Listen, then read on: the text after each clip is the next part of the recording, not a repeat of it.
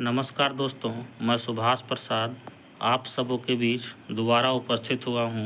जीविका परियोजना में पूछे गए ब्लॉक प्रोजेक्ट मैनेजर में पूर्व में सवाल का 26 तक मैं करा चुका हूँ। 27 नंबर सवाल से हम लोग देखेंगे कि क्या होगा। कह रहा है 27 नंबर सवाल, भारत में वंचित बच्चों के लिए शुरू किए गए मिड डे मील योजना का सबसे पुराना रिकॉर्ड कौन सा है। कह रहा है कि मिड डे मील योजना का सबसे पुराना रिकॉर्ड कौन सा है। तो ऑप्शन 1 में है, ए में है त्रावणकोर निगम, बी में है मद्रास नगर निगम, सी में है नागपुर महानगर पालिका और डी में इसमें से कोई नहीं। तो इसका सही ऑप्शन हो जाएगा दोस्तों बी। ऑप्शन बी है मद्रास नगर निगम, जो कि मिड डे मील कार्यक्रम का सबसे पुराना रिकॉर्ड यह है। आगे चलते हैं दोस्तों क्वेश्चन नंबर 28 पे। क्वेश्चन नंबर 28 क्या कह रहा है कि मिड डे मील निगम 2015 के तहत कौन सा नियम MOM योजना की निगरानी में SMCS की भूमिका प्रदान करता है। कह रहा है कौन सा नियम MOM योजना की निगरानी में SMCS की भूमिका प्रदान करता है। तो इसका नियम 7 हो जाएगा दोस्तों। ऑप्शन ए में है नियम 7, जो कि मिड डे मील योजना 2015 के तहत MOM योजना की निगरानी में SMCS की भूमिका प्रदान करता है। इसमें एक चीज़ नोट कर लेंगे दोस्तों, मिड डे मील का दूसरा नाम PM पोषण योजना है। मिड डे मील का ही दूसरा नाम PM पोषण योजना है, जो कि चल रहा है। आगे देखेंगे क्वेश्चन नंबर 29 में। क्वेश्चन नंबर 29 क्या कह रहा है कि NRHM के तहत आशा का पूर्ण रूप क्या है। NRHM सबसे पहले देखिए, हम लोग पिछला वीडियो में बताए थे आप लोगों को कि जीविका में फुल फॉर्म का बहुत ही ज़्यादा महत्व है। तो सबसे पहले हम लोग NRHM का फुल फॉर्म जानेंगे। NRHM का फुल फॉर्म होता है नेशनल रूरल हेल्थ मिशन। उसी प्रकार आशा का फुल फॉर्म होता है एक्रीडिटेड सोशल हेल्थ एक्टिविस्ट, जो कि आशा का फुल फॉर्म है। तो इसका सही ऑप्शन हो जाएगा दोस्तों मान्यता प्राप्त सामाजिक स्वास्थ्य कार्यकर्ता आशा। ये डी नंबर इसका सही ऑप्शन हो जाएगा। इसका इंग्लिश वर्ड है accredited social health activist. 30 number question है दोस्तों। 30 नंबर देखते हैं। 30 नंबर में कह रहा है कि TFR से संबंधित 12वीं योजना में NHM के परिणाम का लक्ष्य क्या है। तो कह रहा है कि TRF से संबंधित 12वीं योजना में NHM के लिए परिणाम का लक्ष्य क्या है। तो ऑप्शन नंबर, यहाँ देखिए ऑप्शन गलत दे दिया है दोस्तों, ये ABC लिख लीजिएगा इसको। ए में है TRF को घटाकर 1.1 करें, TRF को घटाकर 1.5 कर दें, TRF कम करके 2.1 कर दें, या TRF को 2.5 तक कम करें। तो इसका सही ऑप्शन हो जाएगा दोस्तों ऑप्शन नंबर C, यानी कि TRF को कम करके 2.1 कर दें। इसका सही ऑप्शन हो जाएगा ये ऑप्शन नंबर C। इसको C कर लीजिएगा, यहाँ ऑप्शन गलत दिया गया है, इसलिए ABC करके इसमें C कर लीजिएगा। अब एक चीज़ और है दोस्तों, गौर करिएगा आप लोग कि NHM का फुल फॉर्म क्या होता है। तो NHM का फुल फॉर्म होता है नेशनल हेल्थ मिशन। हम इसीलिए बगल में फुल फॉर्म लिखते गए हैं कि ताकि आप लोगों को फुल फॉर्म भी याद हो जाए और क्वेश्चन भी सहूलियत हो सॉल्व करने में। 31 नंबर क्वेश्चन कह रहा है कि निम्नलिखित में से कौन सा 7 मेगा शहरों में NUHM ढांचे को लागू करता है। कौन सा 7 मेगा शहरों में NUHM ढांचे को लागू करता है। ऑप्शन ए में है राज्य स्वास्थ्य मिशन, बी में सिटी हेल्थ मिशन, सी में महानगर स्वास्थ्य मिशन, डी में इनमें से कोई नहीं। तो ये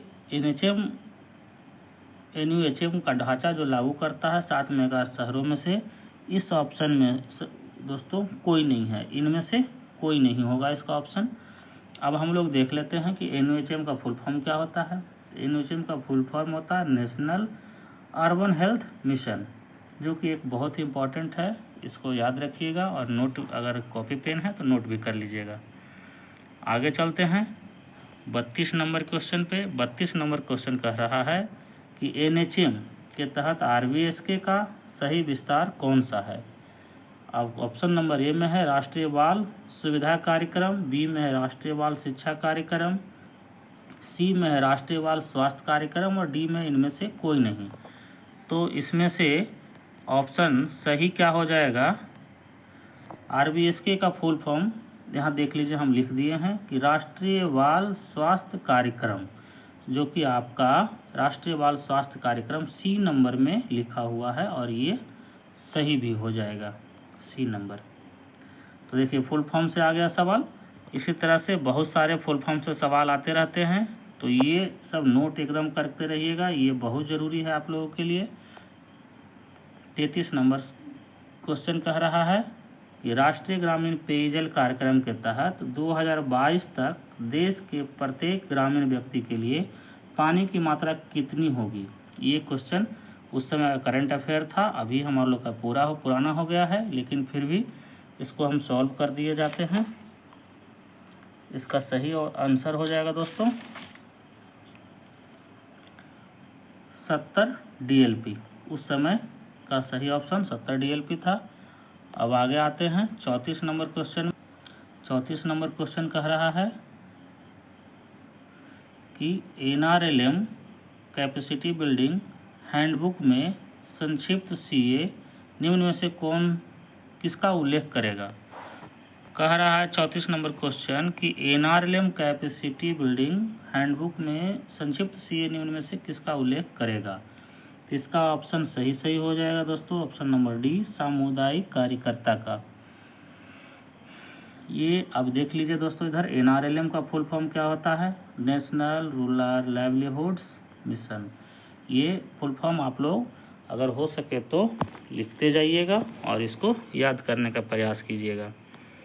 आगे चलते हैं हम लोग 35 नंबर क्वेश्चन पे। 35 नंबर क्या कह रहा है कि NRLM क्षमता निर्माण पुस्तिका में संक्षिप्त CIF निम्नलिखित में से किसे संदर्भित करेगा?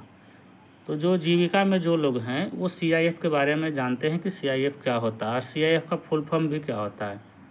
CIF का फुल फॉर्म होता है कम्युनिटी इन्वेस्टमेंट फंड, जो कि समूह को दिया जाता है। और ये जो है कौन सा निधि है? तो नीचे दिया हुआ ऑप्शन में ए में सामुदायिक ब्याज निधि, बी में है कैडर इन्वेस्टमेंट फंड, सी में सामुदायिक निवेश कोष, डी में है इनमें से कोई नहीं। तो ये जीविका से जो जुड़े हुए लोग हैं उनके लिए तो आसान होगा इसको बनाना, लेकिन जो जुड़े हुए नहीं हैं उनके लिए थोड़ा सा मुश्किल हो सकता है। तो इसका सही ऑप्शन सी होगा, सामुदायिक निवेश कोष। CIF जो होता है सामुदायिक निवेश कोष होता है। आगे चलते हैं अगला क्वेश्चन नंबर 36 पे। NRLM क्षमता निर्माण पुस्तिका में संक्षिप्त LGD निम्नलिखित में से किसका उल्लेख करेगा? कह रहा NRLM क्षमता निर्माण यानी कि NRLM कैपेसिटी बिल्डिंग बुक में LGD किसका उल्लेख करेगा? तो LGD जो है, LGD का फुल फॉर्म क्या होता है कि लोकल गवर्नमेंट डायरेक्टरी। इसका मतलब है कि इसका ऑप्शन जो है ए में है बड़े समूह संवाद, बी में है कम अनुदान वितरण, सी में लोन गैप डिमांड और डी में है बड़े समूह चर्चा। तो LGD जो है हम लोग का ये बड़े समूह चर्चा का इसमें संक्षिप्त निम्नलिखित में से किसका उल्लेख करेगा? तो बड़े समूह चर्चा का उल्लेख करेगा LGD NRLM capacity building book में। 36 नंबर हो गया। 37 नंबर में आते हैं हम लोग। कह रहा है कि निम्नलिखित में से कौन सा एक NRLM और SCRP का सही विस्तार है? देखिए दोस्तों, फिर से एक फुल फॉर्म का क्वेश्चन आ गया। NRLM इकाई में, NRLM यूनिट में SCRP का क्या सही विस्तार है, यानी कि NRLM में SCRP का फुल फॉर्म क्या है पूछ रहा है। तो सबसे पहले हम लोग देखेंगे कि SCRP का फुल फॉर्म क्या होता है। तो यहाँ हम बगल में लिख दिए हैं। S से होगा society for rural poverty alleviation, society for rural poverty alleviation, जो कि इसका हिंदी होता है ग्रामीण गरीबी उन्मूलन के लिए समाज, जो कि ऑप्शन नंबर सी में मेरा मौजूद है। क्वेश्चन आपको वहाँ इंग्लिश और हिंदी दोनों लैंग्वेज में उपलब्ध रहेगा। हमने आपको सिर्फ और सिर्फ हिंदी उपलब्ध करवाया है, क्योंकि जीविका से जुड़े हुए ग्रामीण स्तर के लोग हैं उनको हिंदी में समझ नहीं आती, इंग्लिश समझ ज़्यादा नहीं आता, इसलिए हम उसका हिंदी वर्जन ही उपलब्ध करवा पाए हैं। आप लोगों का डिमांड रहेगा तो इंग्लिश वर्जन भी उपलब्ध करवा दिया जाएगा। आगे चलते हैं क्वेश्चन नंबर 38 पे। कह रहा निम्नलिखित में से कौन आरसेटी का प्रचार भागीदार नहीं है। निम्नलिखित में से कौन आरसेटी, जीविका से जुड़े हुए लोग होंगे वो आरसेटी के बारे में जानते हो कि आरसेटी क्या है। तो सबसे पहले आरसेटी का फुल फॉर्म जानेंगे हम लोग। आरसेटी का मतलब होता है rural self employment training institute, यानी कहता है rural self employment training institute, इसको नोट कर लीजिएगा। अब हम लोग इसका ऑप्शन की तरफ आते हैं। ए में कह रहा है कि एसडीएमई ट्रस्ट, बी में सिंडिकेट बैंक, सी में भारतीय स्टेट बैंक और डी में है केनरा बैंक। तो आरसेटी का प्रचार भागीदार नहीं कौन सा है, तो ये ऑप्शन सी हो जाएगा, भारतीय स्टेट बैंक, ये सही ऑप्शन है। अब हम लोग आगे चलते हैं क्वेश्चन नंबर 39 की तरफ। क्वेश्चन नंबर 39 कह रहा है एमओआरडी द्वारा प्रशासित छाता योजना कौन सी है जो संविधान के अनुच्छेद 41 में निर्देश सिद्धांतों की पूर्ति की दिशा में एक महत्वपूर्ण कदम है। तो इसका ऑप्शन ए में है राष्ट्रीय सामाजिक सहायता कार्यक्रम एनएसएपी, बी में है राष्ट्रीय ग्रामीण आजीविका मिशन, सी में है पेयजल और स्वच्छता मिशन, डी में इनमें से कोई नहीं। तो इसका सही ऑप्शन हो जाएगा ऑप्शन नंबर ए, राष्ट्रीय सामाजिक सहायता कार्यक्रम। ऑप्शन नंबर ए इसका सही हो जाएगा, राष्ट्रीय सामाजिक सहायता कार्यक्रम। आप देखिए दोस्तों, ये तो हम लोग कर दिए। अब जो है हम लोगों का इसका फुल फॉर्म जान लेते हैं कि एमओआरडी, ये एमओआरडी जो दिया है इसका फुल फॉर्म क्या होगा। तो एमओआरडी का फुल फॉर्म होता है मिनिस्ट्री ऑफ रूरल डेवलपमेंट। ये सब जीविका में फुल फॉर्म बहुत ज़्यादा पूछा जाता है, इसलिए हम आपको बगल में क्वेश्चन के बगल में फुल फॉर्म भी कराते जा रहे हैं ताकि आप लोग को याद भी हो जाए और इससे संबंधित कभी भी सवाल आए तो आप लोग आसानी से सॉल्व कर सकें। एनएसएपी है, एनएसएपी का फुल फॉर्म होता है नेशनल सोशल असिस्टेंस प्रोग्राम। आप लोग इसको नोट कर लीजिएगा। उसके बाद हम लोग आगे अगला क्वेश्चन पे आते हैं, क्वेश्चन नंबर 40। क्वेश्चन नंबर 40 कह रहा है कि राष्ट्रीय मातृत्व लाभ योजना एनएमबीएस के लिए अर्हता प्राप्त करने के लिए निम्नलिखित में से कौन सा अनिवार्य है। एनएमबीएस का लाभ प्राप्त करने के लिए क्या अर्हता है, ये नीचे दिया गया है ऑप्शन, इसमें से कौन सा जरूरी है एकदम। ए में कह रहा है बीपीएल परिवार से ही होना चाहिए, बी में कह रहा है कि केवल एससी एसटी सेक्शन से होना चाहिए, सी में कह रहा है कि एससी एसटी या अन्य सामाजिक रूप से वंचित समूह से होना चाहिए और डी में कह रहा है इसमें से कोई नहीं। तो इसका सही जवाब हो जाएगा ऑप्शन नंबर ए, बीपीएल परिवार से ही होना चाहिए, जो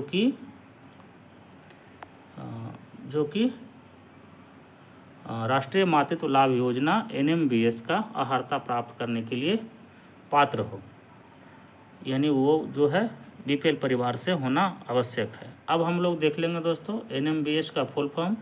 एनएमबीएस का फुल फॉर्म होता है नेशनल मैटरनिटी बेनिफिट स्कीम, इसको नोट कर लीजिएगा आप लोग, बार बार पूछा जाता है। आगे हम लोग चलते हैं क्वेश्चन नंबर 41 के पास।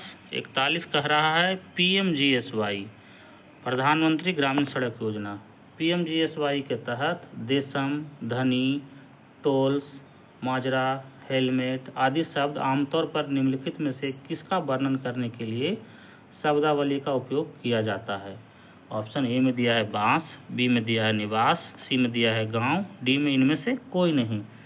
तो इसका सही ऑप्शन हो जाएगा दोस्तों निवास, बी, ऑप्शन नंबर बी, इसका निवास सही ऑप्शन हो जाएगा। अब हम लोग इसका पीएमजीएसवाई जो इनका फुल फॉर्म नहीं जानते हैं वो नोट कर लेंगे। इसका फुल फॉर्म होगा प्रधानमंत्री ग्रामीण सड़क योजना, पीएमजीएसवाई प्रधानमंत्री ग्रामीण सड़क योजना। अब हम लोग आगे चलते हैं क्वेश्चन नंबर 42 के पास। 42 कह रहा है कि पीएमकेएसवाई को कितनी योजनाएं चला रही है। पीएमकेएसवाई को कितना योजना चला रही है। ऑप्शन ए में है 3, बी में है 4, सी में है 5, डी में है 6। तो इसका सही योजना हो जाएगा 4, ऑप्शन नंबर बी। पीएमकेएसवाई को कितनी योजना चला रही है? 4 योजनाएं। अब पीएमकेएसवाई क्या होता है? तो पीएमकेएसवाई का फुल फॉर्म होता है प्रधानमंत्री कृषि सिंचाई योजना, जो कि बहुत ही इम्पोर्टेंट है, इसको नोट कर लीजिएगा। आगे चलते हम लोग क्वेश्चन नंबर 43 के। 43 क्या कह रहा है दोस्तों? अभिविन्यास अवधि के दौरान पीएमआरडी फेलो को दी जाने वाली निर्धारित राशि क्या है? अभिविन्यास अवधि के दौरान पीएमआरडी फेलो को दी जाने वाली निर्धारित राशि क्या है? तो इसकी निर्धारित राशि ऑप्शन ए में है 50,000, बी में है 55,000, सी में है 60,000 और इनमें से कोई नहीं। तो इसका सही ऑप्शन हो जाएगा दोस्तों ए, 50,000 रुपये इसको दिया जाता है पीएमआरडी फेलो की राशि। आगे चलते हैं क्वेश्चन नंबर 44। क्वेश्चन नंबर 44 कह रहा है कि केंद्रीय कृषि मंत्रालय द्वारा अतिरिक्त केंद्रीय या सहायता योजना भी निम्न में से किसके द्वारा जानी जाती है?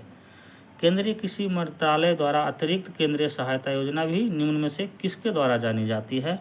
ऑप्शन ए में है पीएमजीआरवाई, बी में है मनरेगा, सी में है आशा योजना, डी में है राष्ट्रीय कृषि विकास योजना। तो इसका सही ऑप्शन हो जाएगा डी, राष्ट्रीय कृषि विकास योजना।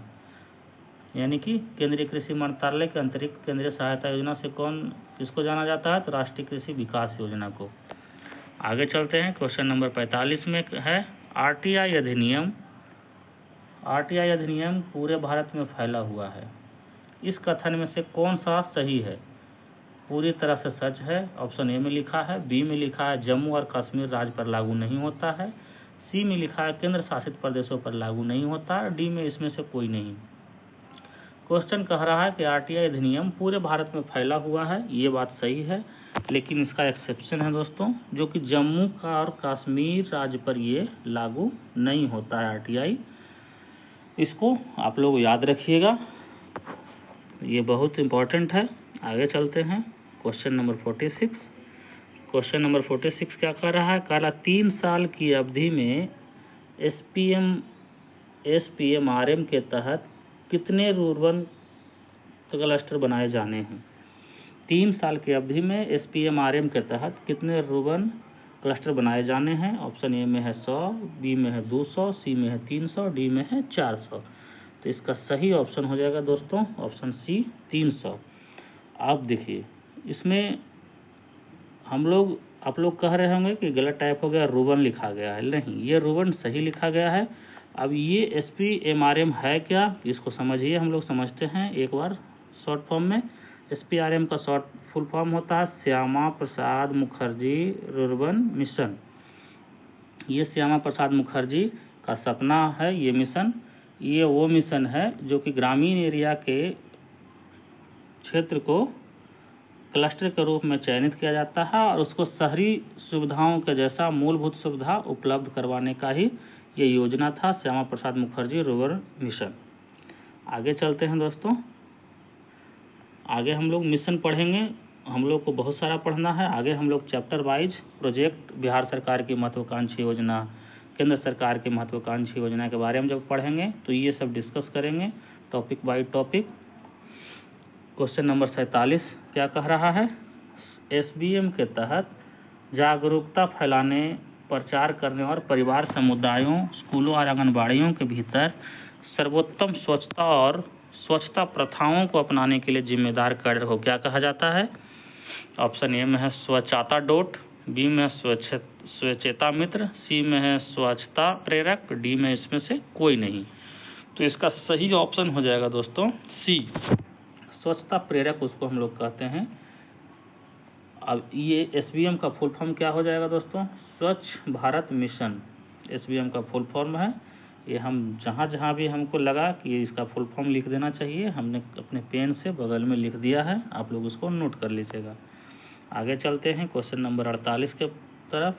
48 कह रहा है फिर एसबीएम से ही है, स्वच्छ भारत मिशन से ही।